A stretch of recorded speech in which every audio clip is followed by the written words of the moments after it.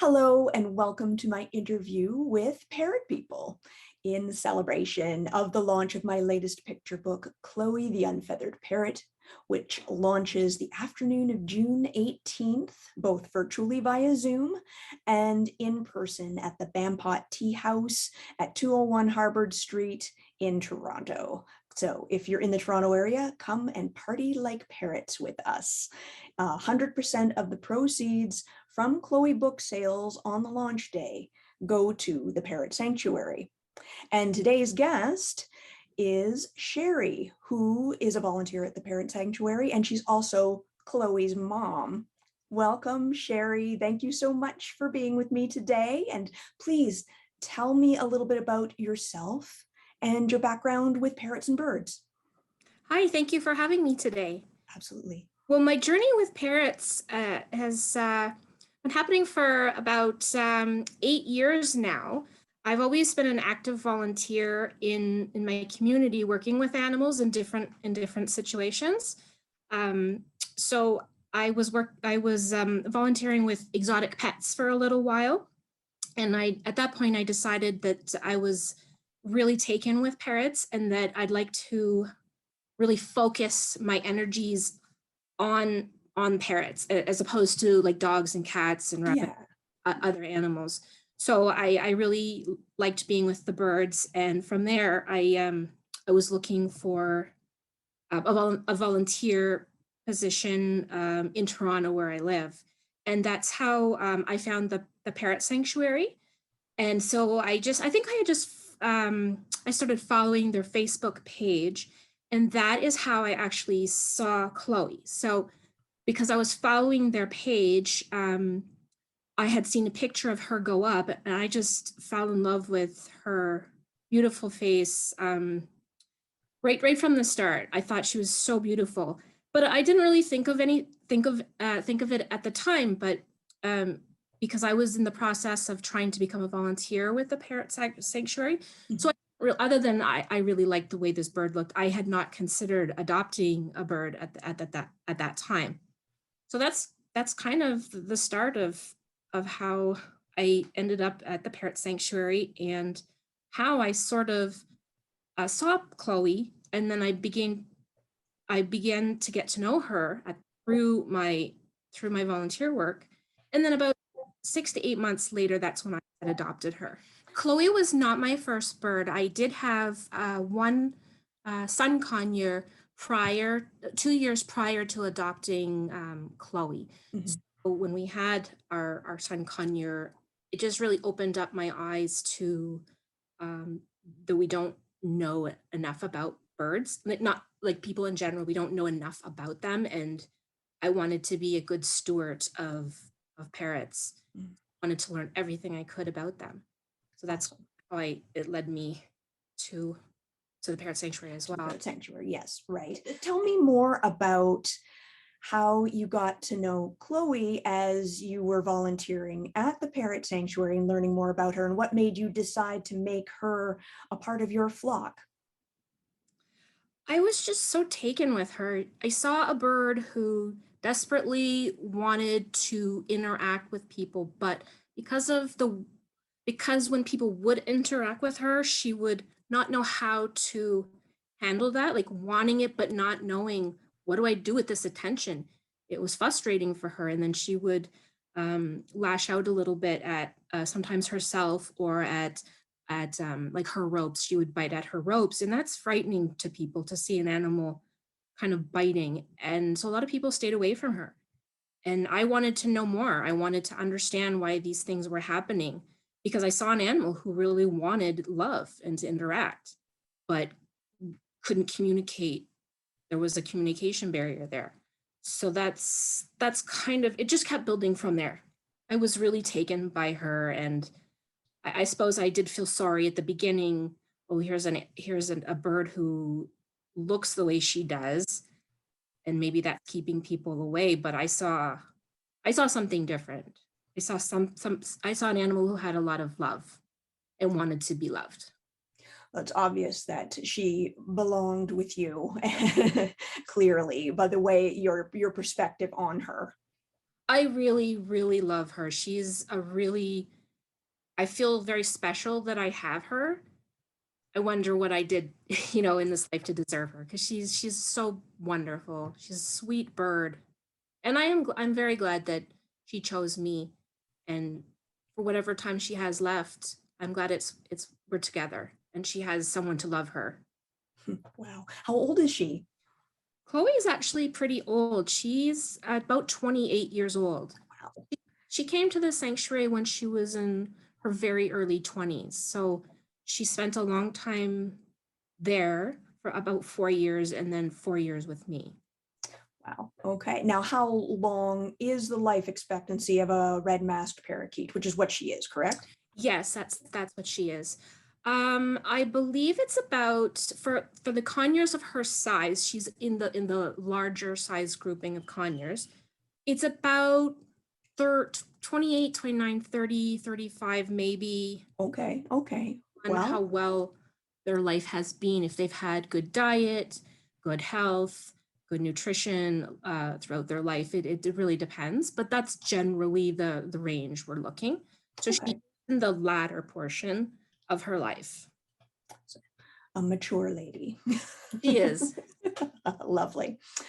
Well, tell me a little more about Chloe's needs and special considerations that had to be taken into account as you were learning about her and in the process of adopting her and have since learned about her as well. I was very concerned at the start about how I would be able to make things work with Chloe because there what at the time there hasn't been a lot of research into how do you properly help animals who hurt themselves. So with Chloe, she was already missing all of her whole body, her whole tummy and her back is completely bare, but she does have her wings, the top of her head and her tail feathers. So she doesn't have protection.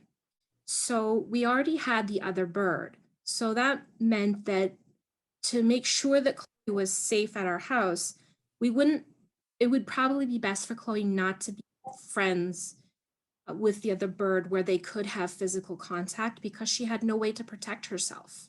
She's a very sweet bird, so she would probably just run up her ropes or kind of jump and flap and try and get away as opposed to turning around and trying to defend herself. She'd run away first. Right. So with that, I was concerned that she would get a bite injury. And if she got a bite injury, that's going to be very painful for her because when they have feathers, there's a little bit of protection there. And also we also take our birds outside in their cages. We have like little cages for them to go outside. So with Chloe not having any feathers to protect her, we weren't 100% sure how much natural sunlight she could have or be exposed to before it could possibly cause her harm.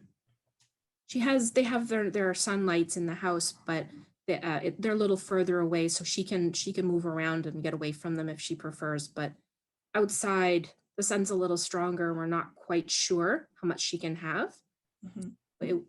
We have to be careful with her when we take her outside. That she has a portion of her cage that can be. We could put a blanket over. She could get out of the way of the sun if the direct sun Right. if it's bothering her. Yeah, if she needs the shade. Yeah, And exactly. because That she makes also, sense. yeah, and because she also doesn't have her feathers in our house, we have to monitor the heating and the cooling that she's exposed to. So in her room, like I have a little sorry, not thermostat. I have a little thermometer set up so I can monitor whether it's too hot or too cold Mm. because she doesn't have a way of warming herself. Right. So very much like the people who keep cold-blooded creatures, reptiles and amphibians, you have to keep an eye Yeah. on that temperature and the humidity actually to make sure that, yeah, they're not getting an overdose or not getting enough. These are things that you should be doing with your own birds without special needs anyway. But because she had no feathers, it's just something I need to. That's part of my checklist first and foremost is that I'm making sure that her skin is not being too hot or too cold, exposed to too much sunlight, not not around toys that are going to scratch her skin up, not too many toys in her cage or outside her cage where her skin would get scratched, or access to other birds. I can't have other birds jumping on her cage where they could possibly injure her. So all of those things are at the top of my list to make sure that she's safe. And then from there, it's making sure she's happy, and then she's fed, and that she's getting exercise, and seeing the vet, all of those things later. Absolutely makes sense. Now, this may seem like a bit of a silly question that popped into my head, but I'm going to ask it because I have seen birds, sometimes chickens and sometimes parrots and other pet birds that have worn sweaters and shirts. Is this something that's possible for Chloe, or no? Is she just? I like, don't no? think that Chloe would not like that. No. She doesn't mind being handled, but if she feels, I think because she's had a lot of, prior to me, because she's been to the vet a lot, I think that hands grabbing towards her make her very anxious. Mm-hmm. The fight or flight instinct always kicks in, and she will run away. Even with the training I've done with her, she's still, that's her first response. So Okay. I try not to force her, or I try to let her be, because she is an older bird. Yeah. Don't think she would like that. I know it's cute.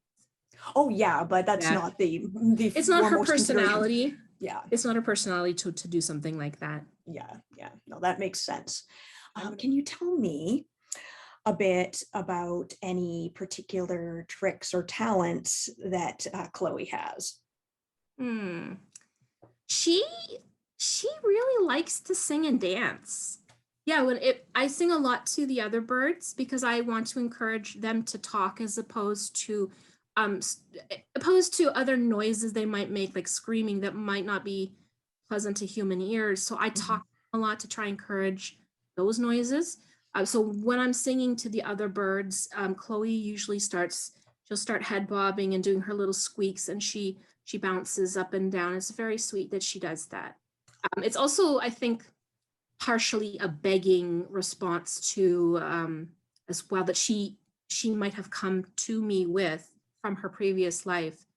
I think she had a lot of human food in her previous life, and so if my husband is like making a sandwich in the kitchen, she seems to know the sound of the bread bag, and she'll perk up, and she'll start going, trying to bring her a little piece of bread that she could eat. She's very sweet. Oh, that's cute. She can do a few tricks, like a spinning on the on a perch, and taking a medication from a syringe. So we were using apple juice to train her to take medication, because when she first came to me, she was very high anxiety.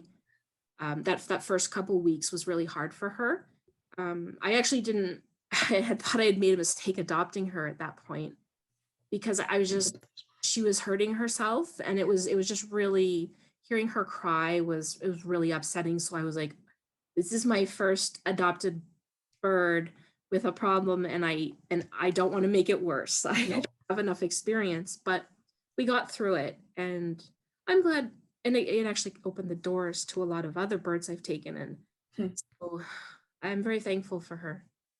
Wonderful. What other parrots do you have? The other parrots that I have are also birds who are in rehome situations where maybe a loved owner has passed away, and the bird is kind of displaced at the moment, or it just wasn't working out, or sometimes the human is kind of aging out, and they don't have the energy to take care of the birds anymore. So I have a couple like that. So I have Zazu, who is a mini macaw. She is about 35 years old, and she is very, very loud. I think so, macaw. Yeah. Macaws are very, very loud. So she's a bit of a handful, but she's so sweet with me.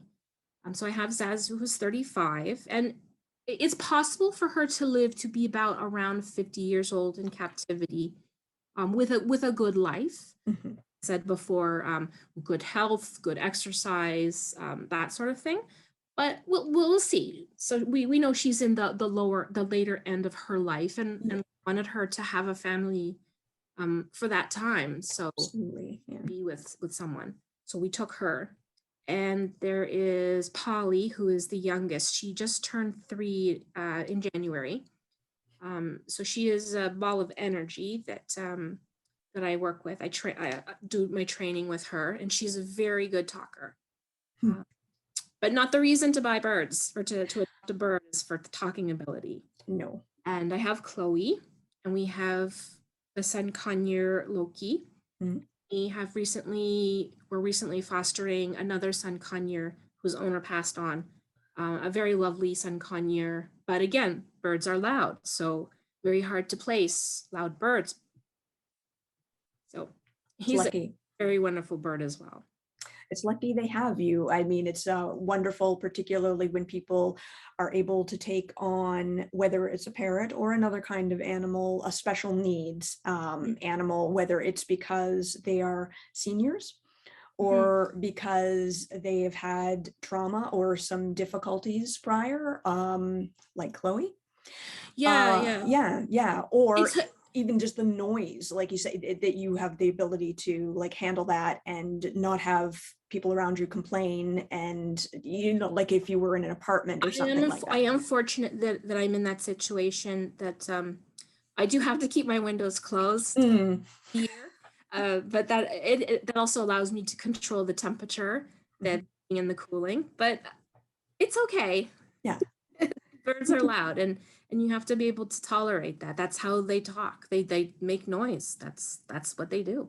Absolutely. And anybody who is interested in adopting a parrot, a bird, needs to know these things and do their research and understand the kind of commitment that they're getting into, so that they don't end up becoming rehoming situations, too far down the line. Yeah. Because we see a lot of cute internet videos where the bird's doing a cute little trick or saying a cute little thing, and you're like, oh, I want to get a bird because it's going to do that. But that's very rare. You can train them to do those things, but they make noise. They're very destructive. They're only a few generations out of the wilderness. They're not dogs and cats. Yeah, no, just not the same thing at all. No. And another thing that contributes to a lot of parrots being rehomed is, as humans, we are very touch sensitive. Like we use touch to communicate our feelings, and to bond. And that is actually not great for parrots. And it's very hard for people to not treat a parrot like a dog and a cat and be stroking them on the back. But when we do those things, we're heightening their hormones. Things that a bonded pair parrots will do for each other. They don't do it with the friends. They only do it with their bond. And when we create those bonds with our parrots, that's when they start screaming more and then plucking more and just being what we perceive as being difficult. And that's how a lot of those birds end up at Parrot Sanctuary or Parrot Adoptions Ontario and other places, because of what we are triggering in them. So you do your research before you go out and get an animal. Yes, any kind of animal, but especially when you're talking about something like a parrot, they are long-lived. Unique. Yeah, and high commitment and high maintenance. And there are many other pets like that, but they all have different needs. And you need to know, like, for example, turtles, which I've written about as well. They have very particular needs too, and things you can and can't do with them.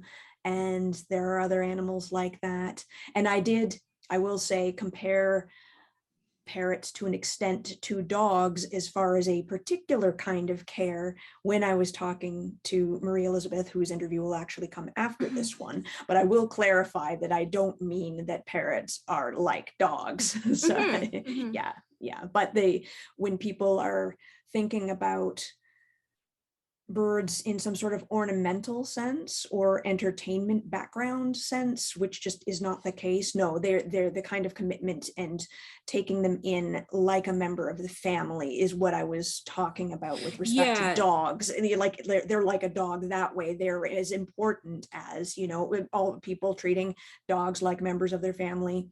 Parrots would be exactly the same as far as their level of importance. Yeah, I try to remind myself that they're not pets, and we should really get away from that word as a pet.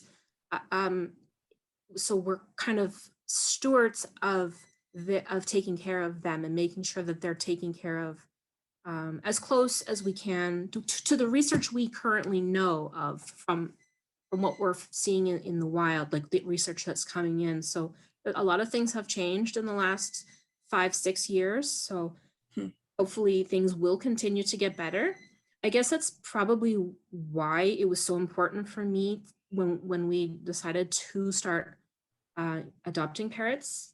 The images I had of them were always sad images that, and not from the Parrot Sanctuary, but like prior to being a volunteer there, the images I had of parrots were parrots from my childhood stuck in a cage, Budgie stuck in a cage, and just the saddest thing. And I had those images in my head, and I was just like, I cannot do that to an animal. Like, I have to give the animal the best life. It never asked to be here, to be bred in captivity or taken from the wild. It never asked for that. So I have to do the best that I can to try and replace what's lost from nature.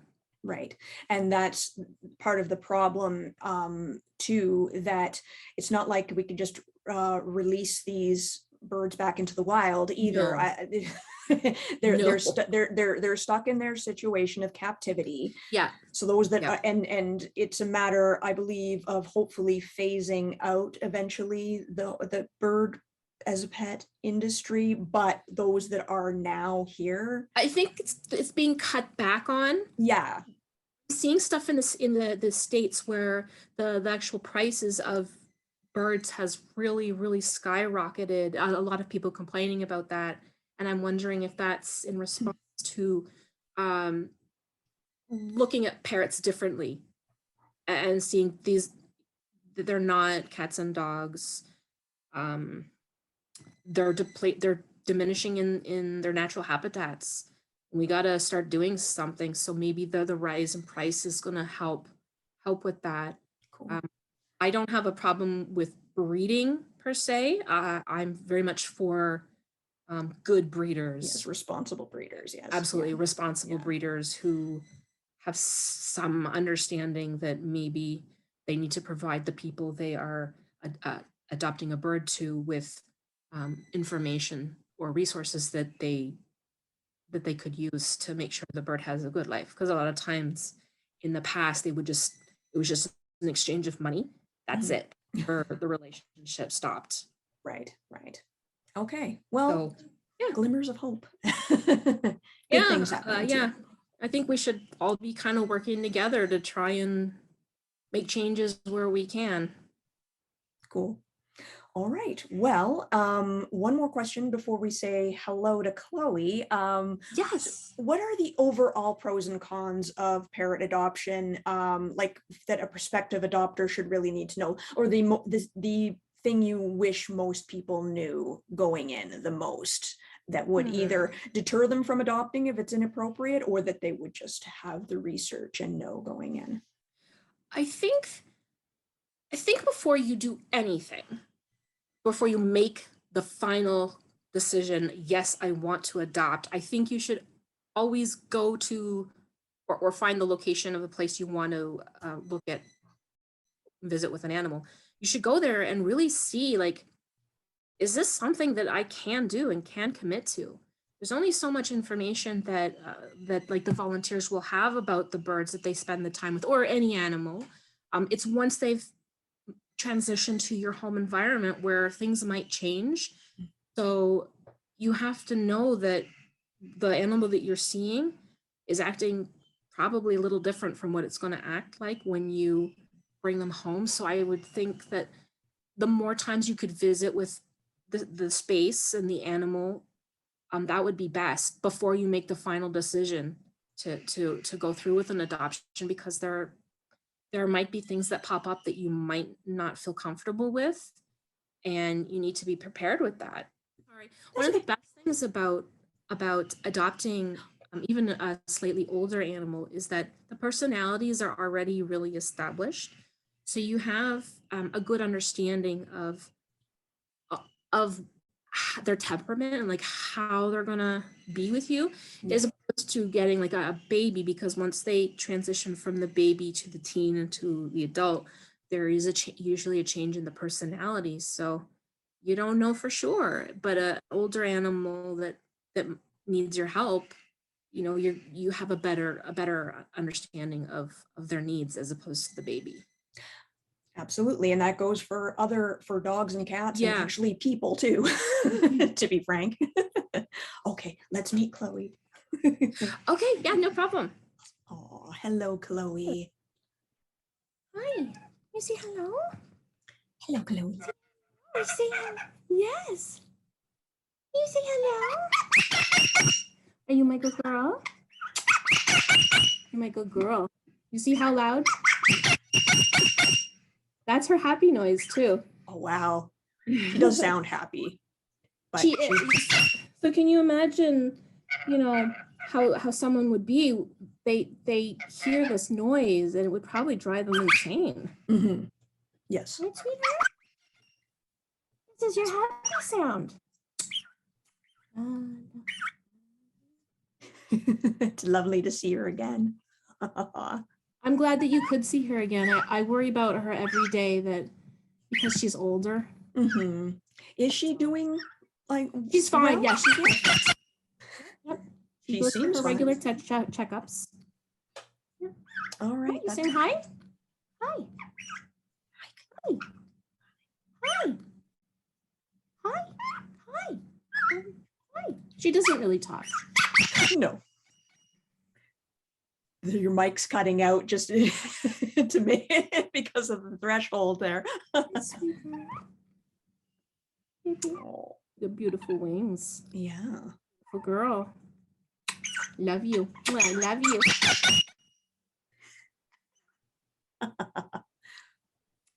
Well, thank you so much, Sheri and Chloe, for joining me today. It's been an absolute pleasure. I'm looking forward to getting the book. Yeah. Oh, yes. Yes. I'm gonna get the book. Are we gonna look at it together? Yeah. Yeah. Chloe will approve it. She'll poop on it. Or chew it. Give it her or special chew it. seal of approval by chewing the Yeah. edges or pooping on it. Yeah, something good. Thank you so much. Thank you. Goodbye. Say bye-bye. Bye-bye, Chloe. Bye-bye. Bye-bye.